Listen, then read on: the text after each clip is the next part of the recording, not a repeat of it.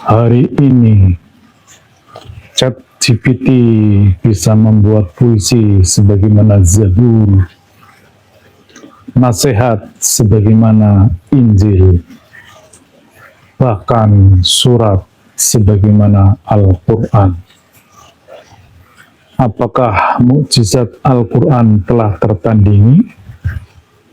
Atau apakah kita selama ini salah memahami makna tak tertandingi? Assalamualaikum warahmatullahi wabarakatuh.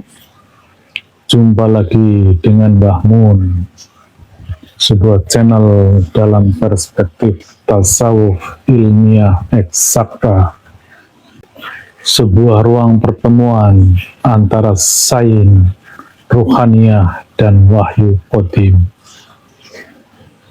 Hari ini kita akan membahas suatu ayat yang monumental, yaitu Quran Surat Al-Baqarah 23, yang menantang seluruh umat manusia untuk membuat satu surat saja seperti Al-Quran.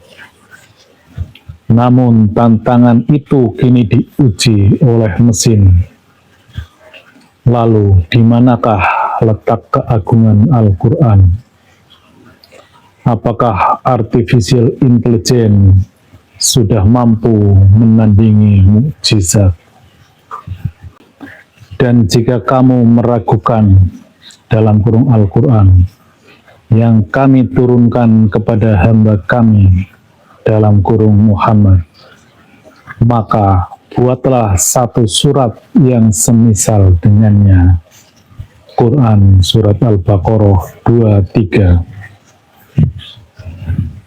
Dalam pandangan mayoritas mufasir, ayat ini adalah tantangan linguistik dan struktur kandungan ilahiyah.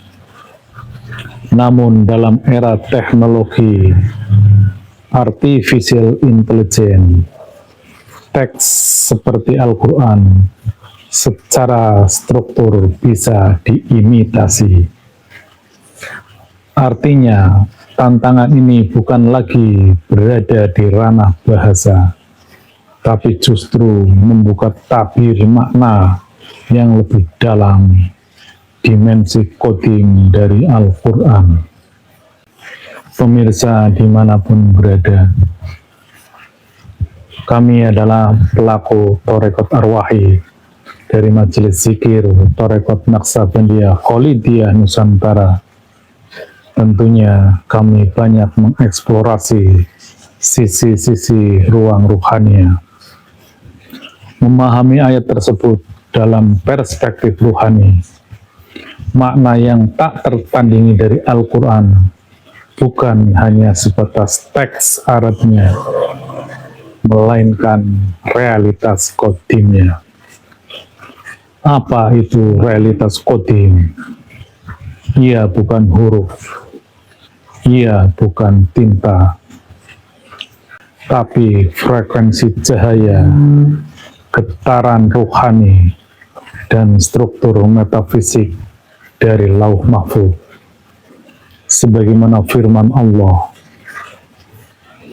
sesungguhnya ini adalah Al-Quran yang mulia dalam kitab yang terpelihara.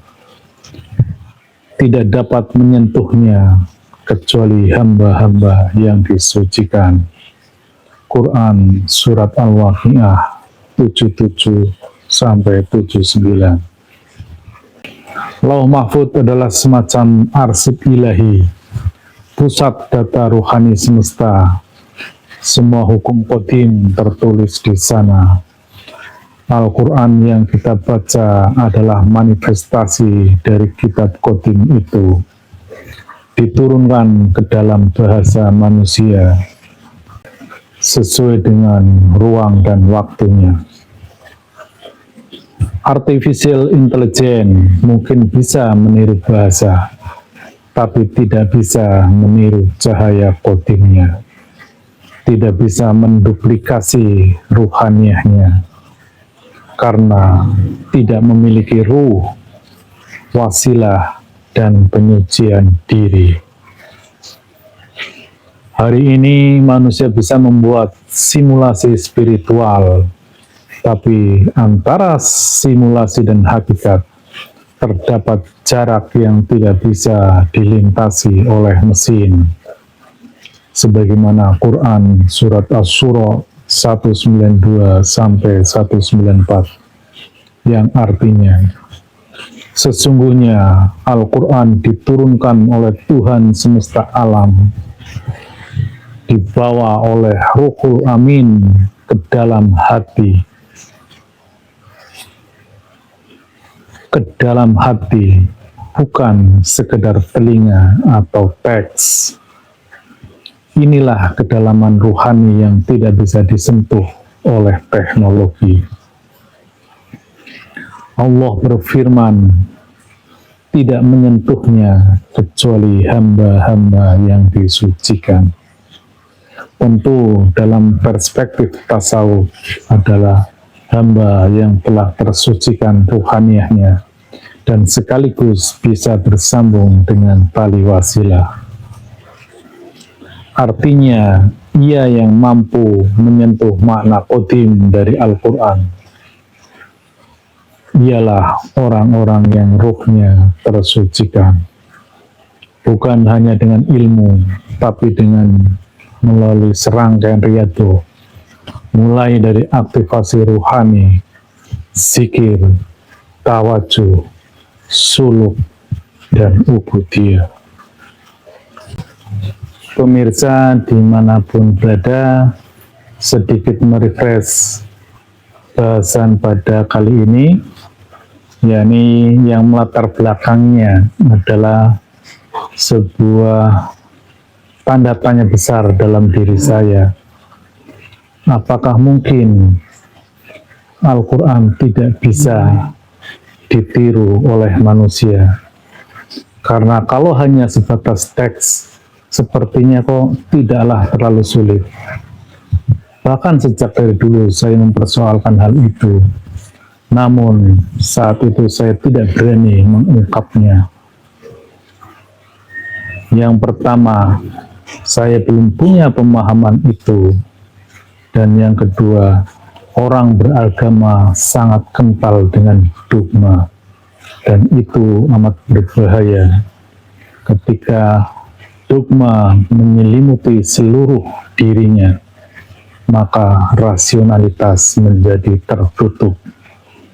Dan alhamdulillah, dengan adanya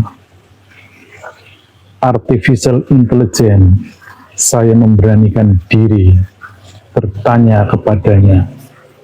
Ternyata jawabannya amat mengagetkan.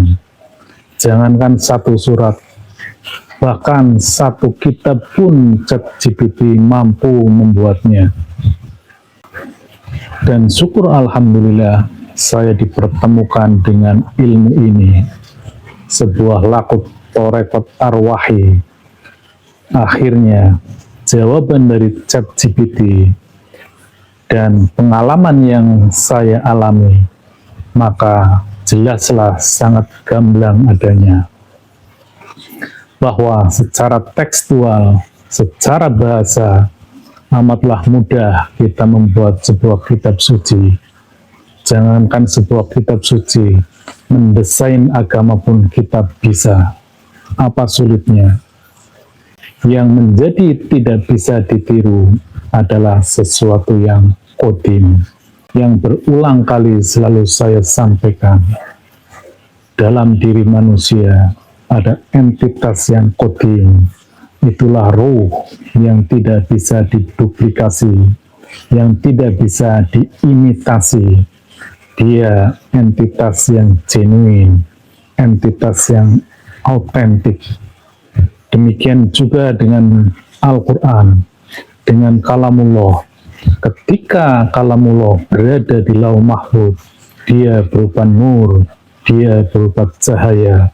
Tidak ada seorang pun yang bisa menduplikasikannya, tidak bisa diimitasi, tidak bisa diduplikasi, karena dia otentik, dia adalah qadim, dari alam yang maha qadim, yang berasal dari kalamullah, itulah Quran yang qadim.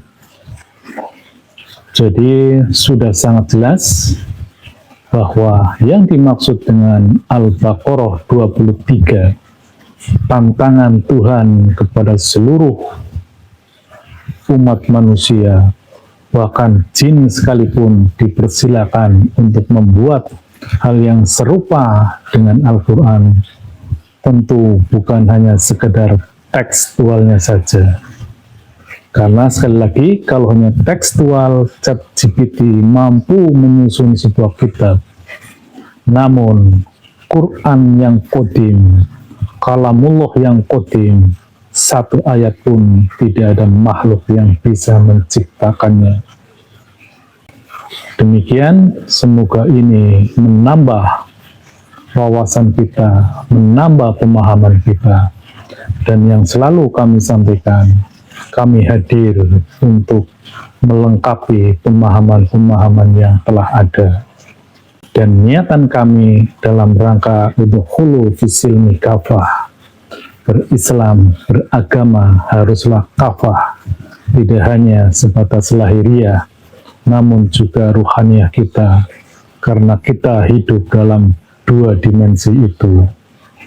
Demikian, illahi anta maksudi waridhoka matlubi. Wassalamualaikum warahmatullahi wabarakatuh.